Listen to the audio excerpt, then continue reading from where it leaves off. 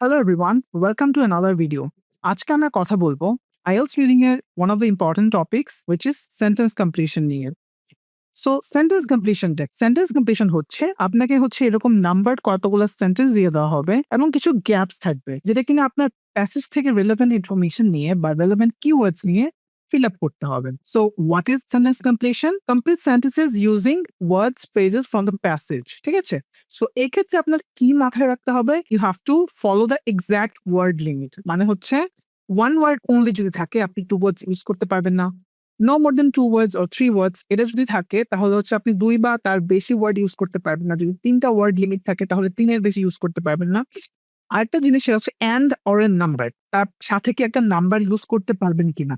বা একটা নাম্বার এবং একটা ওয়ার্ড অথবা একটা নাম্বারের সাথে আরেকটা ওয়ার্ড, একটা নাম্বার কিংবা আরেকটা ওয়ার্ড।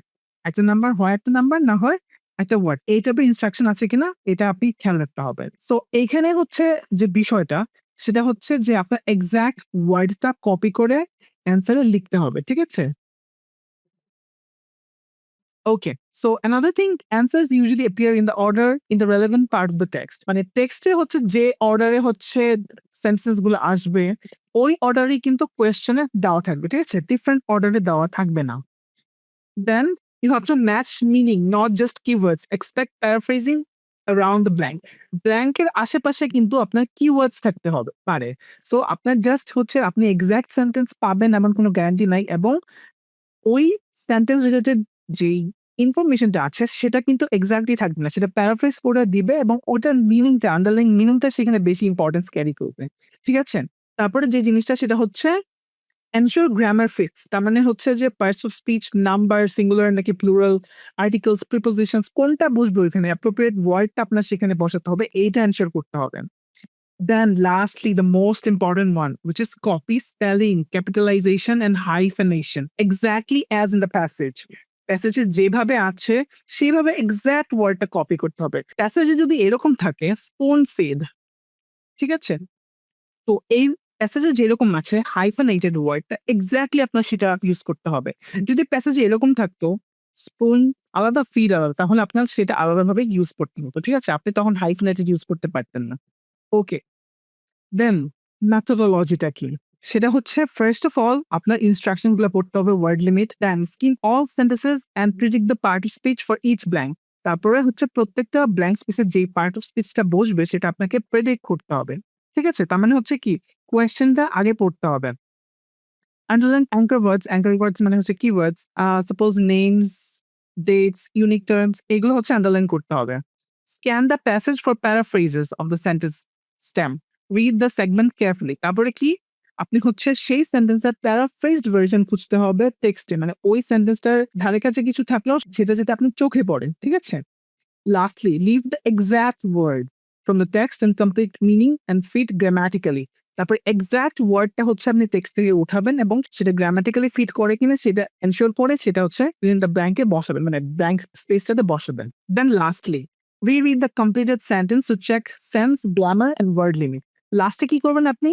যে এটা সেন্স মেক করছে কিনা, গ্রামার ঠিক আছে কিনা, ওয়ার্ড লিমিট ঠিক আছে কিনা, এইসব জিনিস এনশিওর করবেন। তো তাহলে এগুলো গেল আমাদের বেসিক ইনস্ট্রাকশনস, আর এগুলো মেথোডোলজি কিভাবে সলভ করবেন সেটা। এখন আসা যাক কিছু কমন ট্র্যাপস নিয়ে, কিছু কমন অ্যাম্বুশেস যেগুলোতে স্টুডেন্ট ফল করে। ঠিক আছে?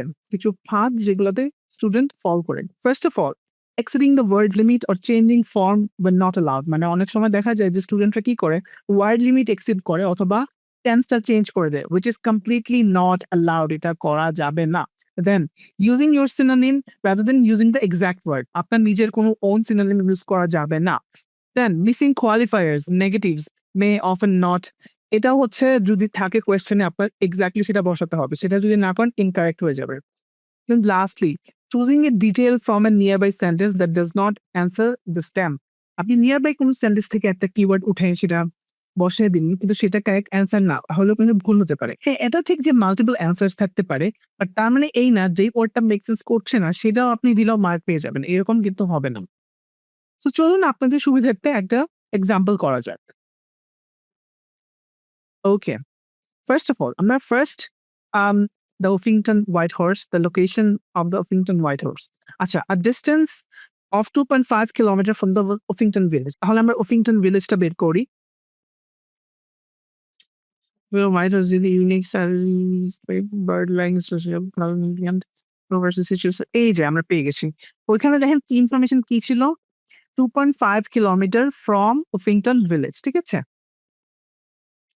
তাহলে এখানে আমরা পেয়েছি the horse is situated 2.5 kilometers from Uffington village on a steep slope close to the late Bronze Age 7th century hillfort of Uffington Castle and below the ridgeway. ঠিক আছে? ridgeway below অবস্থিত। এখানে বলেছে village near an ancient road known as the Dash। এই যে আমরা ancient road এর নামও কিন্তু পেয়ে গেছি। ঠিক আছে? ওকে। এখানে দেখেন কি বলেছে? below the ridgeway। ridgewayটা কি? একটা রোড। ওয়ে যেহেতু আছে তার মানে কি এটা একটা রোড বুঝাচ্ছে। ঠিক আছে? তার মানে রোডটার নামটা কি?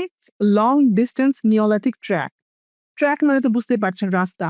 এটা কি রিজওয়ে এটা কি? Long distance neolithic track. এই রিজওয়েটা একটা long distance neolithic track. Neolithic মানে কি? ওল্ড। ঠিক আছে? Near an ancient road known as the Ridgeway. এই যে এনশিয়েন্ট এখানে দিয়েছে। আর টেক্সটে দিয়েছে কি? নিওলিথিক। সো আপনাকে ২ টার যে প্যারাফ্রেজড ভার্শনটা ইউজ করছে সেটা বুঝতে হবে। তাহলে আনসারটা আমরা লিখি Ridgeway. Second one, close to an ancient cemetery that has a number of burial mounds. আচ্ছা, ওটা আমরা খুঁজে বের করব। তারপরে কি আসে? Um dating the Uffington White Horse. তারপরে উফিংটন হোয়াইট হর্স থেকে ডেট করা। ওকে। আগে এইটুকু ইনফরমেশনটা দেখি। উফিংটন সারাউন্ডেড ব্রোঞ্জেস যে ব্যারিয়াল মাউন্ডস ফার ফ্রম দ্য ব্রোঞ্জেস সেমেটারি যেটা পেয়েছি, which consider more than 30 well preserved burial mound। এতটুকু আমরা পেয়েছি। ওকে। ব্যারিয়াল মাউন্ডস পর্যন্ত পেয়েছি। ওকে। The first reference of White Horse Hill appears in Dash from 1070s। আচ্ছা 1070s এর ড্যাশে আমরা ফার্স্ট এটার অ্যাপিয়ারেন্স বা এটার রেফারেন্সটা পাই। ওকে আমরা দেখি 1070 টা খুঁজে বের করি। The carving has placed such a way making it extremely difficult to nevertheless there are certain areas the Vale of Waters the valley containing answers okay particular brands okay এই যে আমরা এখানে পেয়ে গেছি দেখেন 1070 the earliest evidence of a horse at Uffington is from the 1070s CE when White Horse Hill is mentioned in documents from the nearby Abbey of Abingdon। তার মানে কি White Horse Hill is mentioned in key documents। The first reference to the hill horse itself is soon after in 1190 মানে ফার্স্টে এটা কি হয়েছে এই documents from nearby abbey of Abingdon এই জায়গার যে ডকুমেন্টস গুলো আছে সেইখানে এটার মেনশন ফার্স্ট আমরা পেয়েছি তাহলে এটা কি হবে first reference to White Horse Hill appears in documents from 1070s বুঝতে পেরেছেন তো আপনারা এটা কেন আনসার হলো ডকুমেন্টস ওকে অবভিয়াসলি আপনারা যখন অ্যান্সার করবেন সবগুলা কিন্তু ক্যাপিটাল বোল্ড লেটারে বা ক্যাপিটাল লেটারে লিখবেন লাইক এইভাবে। দেন এটা এইভাবে লিখবেন। আমি যেভাবে লিখছি গ্যাপে ওইভাবে লিখবেন। এইভাবে কিন্তু সবগুলা বোল্ড বা ক্যাপিটাল লেটারে লিখতে হবে। ওকে। তারপরের কোয়েশ্চেনটা দেখি আমরা। Horses shown in the colonial period এটা similar to appearance আচ্ছা এটা আমরা গেলাম। According to analysis of the surrounding dash, the horse's late Bronze Age, early Iron Age আচ্ছা এটার সারাউন্ডিং ড্যাশ অ্যানালাইজ করে দেখা গেছে যে হর্সের লেট ব্রোঞ্জ এজের এবং আর্লি আয়রন এজের। আচ্ছা আমরা দেখি তো এটার আশেপাশে কি অ্যানালাইজ করে এটা পাওয়া গিয়েছে। To the cemetery for stylish depiction of the first century coins এই যে কয়েনের কথা পেলাম even thought that the museum has also due date okay. However in 1995 optically stimulated luminescence OSL testing was carried out by the Oxford Archaeological Unit on soil from two of the lower layers of the horse's body and from another cut near the base. The result was a date for the horse's construction somewhere between 1400 and 1600 BC.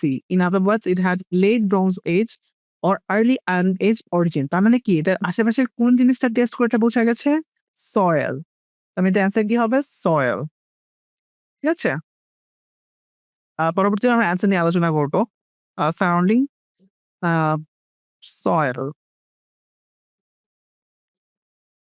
Okay then possible reasons for creation of Huffington White Horse এটার possible reasonটা কি emblem to indicate land ownership এটা একটা reason হতে পারে যে land ownership কে indicate করার জন্য emblem কি একটা পরিচায়ক ঠিক আছে এটা সঠিক বাংলা এই মুহূর্তে বলতে পারছি না এটা হচ্ছে এমন একটা জিনিস যেটা কিনা কোনো কিছুর পরিচয় নির্ধারণ করে, ঠিক আছে? এমব্লেম বলি না আমরা। Inform part of an ancient ritual, এটা একটা sorry form part of an ancient ritual, একটা এনশিয়েন্ট রিচুয়ালের একটা ফর্ম পার্ট হতে পারে। আচ্ছা 12 নম্বর কোয়েশ্চেনটা দেখি। ওয়াজ এ was a representation of goddess Epona associated with protection of horses and dash। আচ্ছা goddess Epona উনি কিনা protection of horses এবং ড্যাশের সাথে সম্পর্কিত। আচ্ছা এটা আমরা দেখি, এপোনাকে খুঁজে বের করলে আমরা এটা পেয়ে যাব। Occupation of them had they represent them the late and as a patient probably man gave his brother of age some represent the horses and the Celtic horse is a goddess Epona, Celtic horse goddess Epona, who was worshipped as a protector of horses, এই যেটা পেলাম, and for her associations with fertility। তার মানে কি protector of horses and fertility, তার মানে এটা answer কি হবে? And fertility। Okay, lastly, was a representation of a Welsh goddess called Dash, এবং এটা একজন ওয়েলশ গডেসের রিপ্রেজেন্টেশন ছিল যার নাম কিনা ড্যাশ। আচ্ছা একটা আমরা খুঁজে বের করি তাহলে কি হবে। However, the cult of Epona was not imported from the Gaul, France until around the 1st century CE. This date is at least 6 centuries after the Finton white horse was probably carved. Nevertheless, the horse had great ritual and economic significance during the Bronze and Iron Ages, as attested by its depictions of jewelry and other metal objects. It is possible that the carving represents a goddess in native mythology, such as Rhiannon, described in later Welsh mythology as a beautiful woman dressed in a gold and riding a white horse। তার মানে কি আরেকজন দেবীর নাম কি? Rhiannon। Okay, was a representation of a Welsh goddess called Rhiannon। আচ্ছা আমরা exact বানানটা দেখি, RHIANNON ANNON। আচ্ছা চলুন আমরা এখন অ্যান্সার গুলো নিয়ে কথা বলি। এই যে ফার্স্টেরটা রিজওয়ে, বিলো দ্য রিজওয়ে যেটা বলা আছে, below the Ridgeway a long distance neolithic track. Neolithic এটা কি দিয়ে রিপ্লেস করেছে? এনশিয়েন্ট দিয়ে। ওকে, then হচ্ছে documents. White Horse Hill is mentioned in the documents from nearby Abbey of Abington। এই যে documents এটা কিন্তু একবার স্ট্রেট ফরওয়ার্ড। ওকে, লাস্টলি ওটা হচ্ছে 11 হচ্ছে সয়েল, ঠিক আছে? OSL testing was carried out on soil. The result was a date late Bronze Age or early Iron Age origin, ঠিক আছে? On soil এ সেটা করা হয়েছে যেটা কিনা রেজাল্টটা পেয়েছি আমরা late Bronze Age or early Iron Age এর। 12 হচ্ছে fertility, Epona for her associations with fertility and protection of horses, আমরা যেটা পেয়েছিলাম। Then হচ্ছে Rhiannon 13, a goddess in native mythology such as Rhiannon, ঠিক আছে? আমরা সেটা টেক্সটে পেয়েছি। সো এইভাবে হচ্ছে আপনারা এই টাইপের কোয়েশ্চেন সলভ করবেন। অবশ্যই আপনাদের যদি কোনো প্রশ্ন থাকে সেটা আপনারা নিচে কমেন্ট বক্সে জানাতে পারেন। আমরা সেগুলো আমাদের যথাসম্ভব দ্রুত অ্যান্সার করার চেষ্টা করব। সো এইভাবে আপনারা এই টাইপের কোয়েশ্চেনস অ্যান্সার করবেন। অবশ্যই আপনাদের কোনো কোয়েশ্চেনস থাকলে সেটা নিচে আমাদেরকে কমেন্ট বক্সে জানাতে পারেন। আমরা সেটা যতটা দ্রুত সম্ভব ততটা দ্রুত অ্যান্সার করার চেষ্টা করব। এবং আজকের মতো এই ভিডিওটা এখানেই শেষ। I'll see you guys in the next one. Bye bye.